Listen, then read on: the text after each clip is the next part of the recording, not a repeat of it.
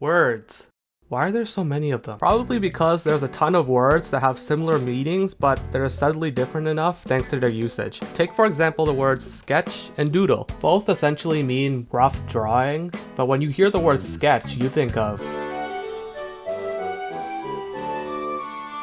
Whereas when you hear the word doodle, you think of. You okay, Patrick? Scotland! Sketches are the rough drafts for something better down the line. Meanwhile, doodles are more spur-of-the-moment ideas. The kind of stuff you draw not because you're gonna convert it into some $1 million painting, but because you need something to distract yourself from Mr. Smith banging on his desk and crying about child custody or something. I loved doodling as a kid because it was a way for my childish daydreams to take on some sort of physical form. My wildest ideas could come out looking like spaghetti, but just the act of putting them on paper was enough to satisfy me. I mean, look, I drew Squidward, but there was something I always wondered about the fantastical creatures and magical beings that I drew. Could they be Goku? Or more specifically, how would they fare in certain scenarios? Of course, I could have just doodled that as well, but I went for the approach that wouldn't give me carpal tunnel. Released from the Nintendo DS in 2009 by Warner Bros. Interactive and developed by American studio Fifth Cell, Scribblenauts is an emergent puzzle game. In other words, it's a puzzle game focused around the complex web of interactions that occur from a basic set of mechanics. And it's all thanks to this green notebook. Using it, the player can create anything imaginable, except for. This creative potential really captivated me as a kid and made me really want to play this game. After all, the prospect of being able to make basically anything, except for, was a mind-blowing concept for the video game. And fortunately, the end product turned out pretty good. For about a year. I'm going to be playing Scribblenauts Collection, a 2-game compilation released in 2013 consisting of the original game plus its sequel, Super Scribblenauts. The collection is not a one-to-one copy of the original releases, as it removes some potential copyright infringing material, and also adjusts a few mechanics to be more player-friendly, including most notably, the controls. See, in the original Scribblenauts, the game was almost entirely controlled by the touchscreen, which makes sense. You use the touchscreen to input words and move objects around. Unfortunately, the designers also forgot that you have a character to control. I never really liked being forced to use the DS touchscreen to move my player around. I couldn't get behind it in Phantom Hourglass, and in Pokemon Mystery Dungeon, I just stuck with using the control pad because it was more intuitive and less clunky in most cases. This also applies to Scribblenauts. The protagonist, Maxwell, is controlled via stylus, meaning that there's several instances where you'll want to grab an object, but it'll move away from where you tapped, and then Maxwell will just walk to that location instead. Gosh, why does this rocket have to be so small? Here's a properly sized rocket. Combined with the auto jump and the small size of the objects on the DS screen, it makes controlling Maxwell more of a hassle than it should be. Fortunately, the collection adds additional control schemes that you can use, including Huzzah! The option to move Maxwell with the D-pad. It's a bit odd that the face buttons are also mapped just like the D-pad, but it beats having to bust out the stick.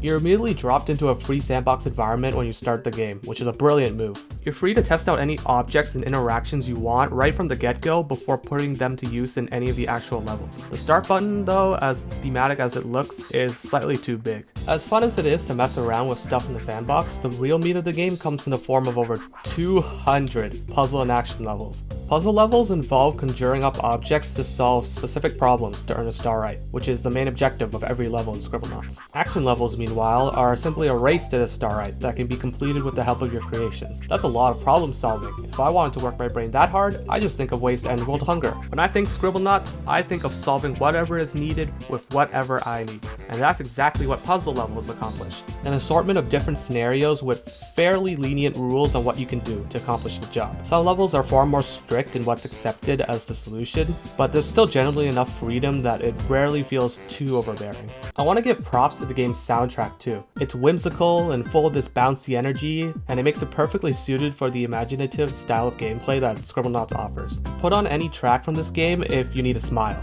You're just gonna need to figure out which one is which. Scribblenauts' main gameplay loop is simple enough and effective enough that I keep coming back for more. Complete levels, earn currency, use said currency to unlock new avatars or buy music tracks, and repeat. With how fun it is to create new objects to use, it's a gameplay loop that doesn't just work but succeeds. And you have so much to do with how many levels there are. Overall, I'd say that this game accomplishes what it sets out to do pretty well. But at times the game's physics can be pretty wonky, making it a bit frustrating to attach things together or make objects stay where they should. The game also has a basic level editor that allows you to use templates of levels already in the game to make your own. I can't tell you much else beyond that though, because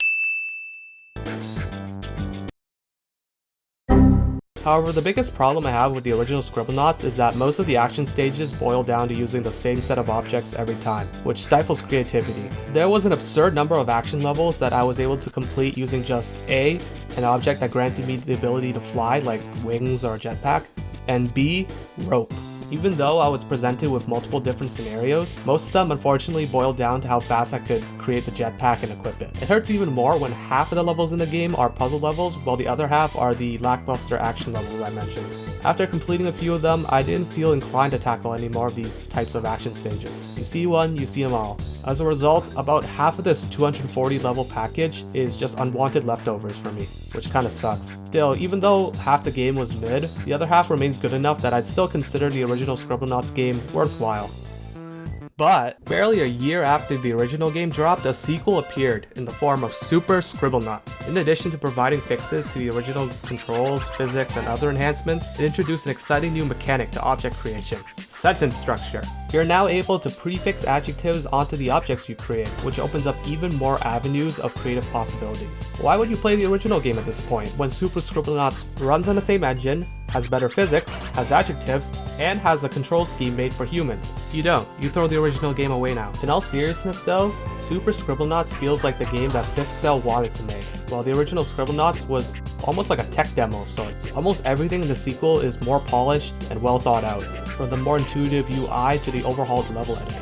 Instead of picking from a level already in the game and working from there, you're free to pick any background you want first, and then you're able to select exactly what the objective of your level will be. You got a lot of options for what the goal of your level is. That's not all, you also have a lot more tools in the actual editor itself, such as being able to add water, terraform the land, designate exactly which NPCs affect the stage's objective, and a whole lot more. It's a fantastic improvement over the original game's level editor, and you can share your levels with your friends. Doggo.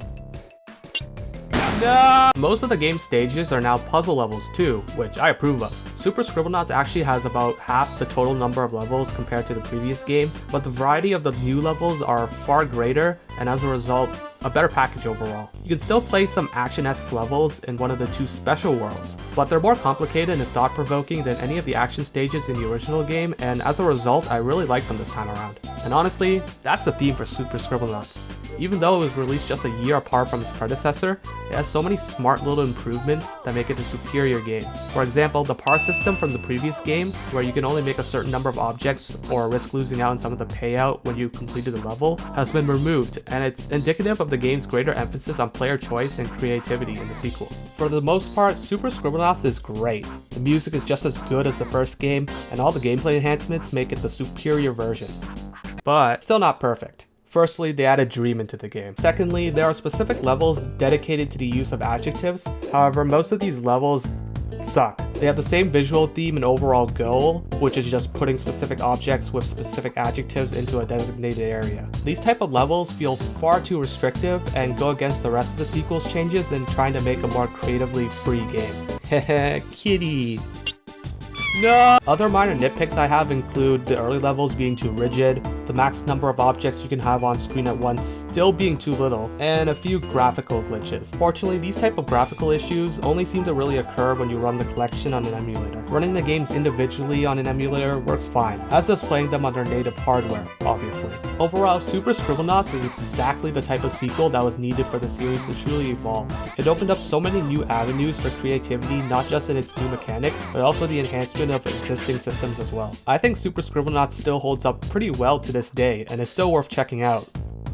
But Scribblenauts Unlimited is, from my experience, the definitive game in the series. Released 2 years after Super, it retains the wordplay of the previous games, but adds a simple but charming story, enhanced graphics, a vast world to explore, more quality of life changes, one of the best soundtracks I've ever had the pleasure of listening to, and the ability to create your own objects and share them online. And it's only $20 on Steam and often discounted. Goddamn! If you're looking to get into the series, I'd recommend checking out Unlimited. However, Scribblenauts Remix is also a thing. Its level selection compiles pre-existing stages from the original game and Super, but it has a graphical style more akin to Unlimited. It's exclusively available on mobile, but Unlimited is also on mobile. And for just a few more dollars, you're gonna get a far better package. Basically, if you want the complete Scribblenauts package, just go for Unlimited. Well, I guess that kinda makes the original and Super Scribblenauts antiquated, right? Well, yeah, that's what I just spent the last minute explaining, dude. Come on, wake up, pay attention, this will be on the test! But I still had a blast revisiting these two games from my childhood. They aged fairly well. Even though better version exists now, I still had a lot of fun with them. Games may become outdated due to their successors, but nostalgia and fond memories will never go obsolete.